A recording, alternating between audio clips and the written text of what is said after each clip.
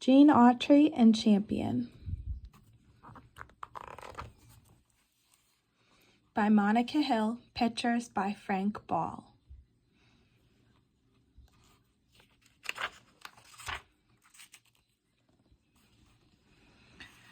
Gene Autry had just come out of the general store. He was taking off Champion's almost empty feed bag when a little whirlwind roared down Main Street.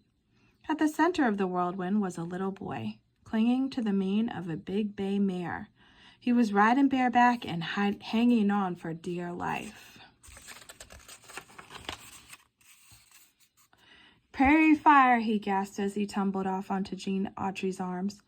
"Out in our place, Dead Man's Hill. Dad's in bed with a broken leg." Gene Autry did not wait to hear any more. "Come on, men," he called to the ranchers and hands lounging on Main Street. "Lay hands on a shovel and come along. We're fighting a prairie fire on Dead Man's Hill Way."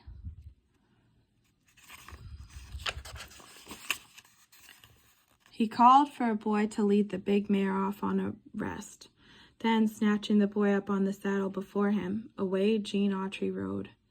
On the way out, Gene heard the rest of his passenger's story, how George Duff was his name, and his mother and dad and big brother Pete had come out from the city to homestead here. They had just gotten their first garden in, the well dug, and some cattle out on the range, when a horse threw Dad and dragged him, smashing his leg. Pete and Georgie had tried to help their mother keep things going while Dad's leg slowly healed, but now came this prairie fire and it looked as if it would finish them. The riders climbed the crest of Dead Man's Hill and saw the line of angry yellow flames licking across the plain. Dark smoke billowed above the flame, and the little house perched right in the path of the fire. Gene Autry thought it looked bad.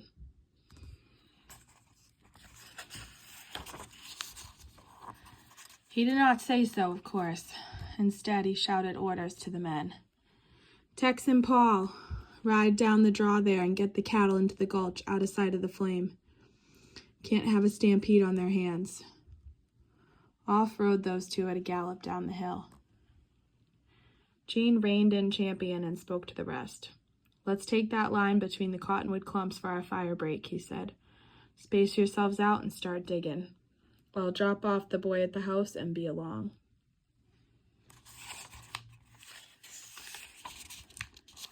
With a flick of their stirrups, the men started their horses at top speed for the cottonwoods. Champion started off too down the hill in a spatter of stones. And soon Georgie was close enough to shout to the two figures in the yard, busy tossing buckets full of water from the well onto the walls of the little house. "Mom," cried Georgie, "everything's all right. Gene Autry's here to help." Mrs. Duff stopped, set down her 2 pails of water, and smiled a tired smile. "Mr. Autry," she said, "nice to see you, but I'm afraid it's late to save more than the house, if we can manage that."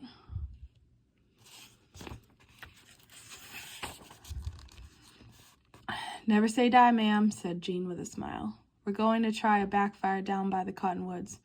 Georgie, maybe you and Pete could run your water buckets down there for the men. Firefighting's mighty thirsty work." Then Gene was off to join the men. Georgie and Pete set to work at once, hauling heavy buckets down to the cottonwoods. It was hot, slow, hard work, but every time they got there with a bucket and a scoop, and the men stuck their shovels into the ground to stop for a drink and a stretch, the boys felt better too. The fire break soon stretched into a long ribbon of fresh-turned earth, without a blade of grass or brush in it to burn. A couple of the men were still at work, widening some patches. One called Limpy stopped to sniff the air.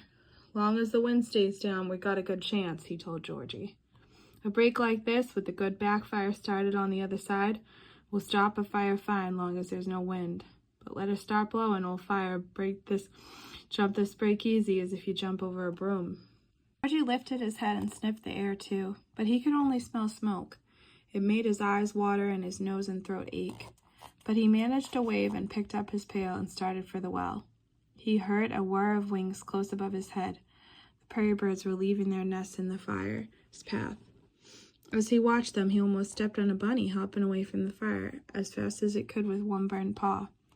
"Fire got your home too, little fella," Georgie whispered, and he picked up the bunny and carried it back to the well. He was fixing a nest in an old basket when Pete came back, wiping his forehead with one sleeve. "No time to waste now, Georgie," he said. But when he saw the bunny's soft eyes and the frightened twitch of his nose, his voice softened. "Well, anyway, hurry it up," he said, and he found a broken cup for the bunny's drinking dish. Then back went the boys with heavy pails dragging down their tired arms. The men had lighted the backfire now, over beyond their fresh-dug break. Georgie gasped as the sizzle of flames ran down the line and began billowing up in smoke. Jean and the men patrolled that line, ready to beat out any spark that jumped the break.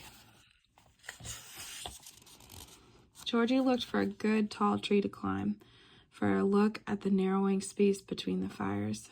The battlefield of the fires was hidden in smoke. It seemed an age before the roaring sound died down to a sputtering crackle. Gene Autry took off his Stetson and wiped his smoky, dripping face with his big bandana, and he took a long, deep breath. "Phew," he said. "Looks like we won that one." Two of the men offered to stay and watch the line while the rest went back to the house for Miss Duff's donuts and coffee and milk. Georgie was right there with the rest of the men, but good as the milk felt in his throat, his eyes kept closing. He set the glass down. Gene Autry turned to Mrs. Duff. "You'll be needing some feed," he said. "We'll work it out. The country needs families like yours and workers like young Georgie here." Gene leaned down to shake young Georgie's hand, and then with a wave, he rode away on Champion.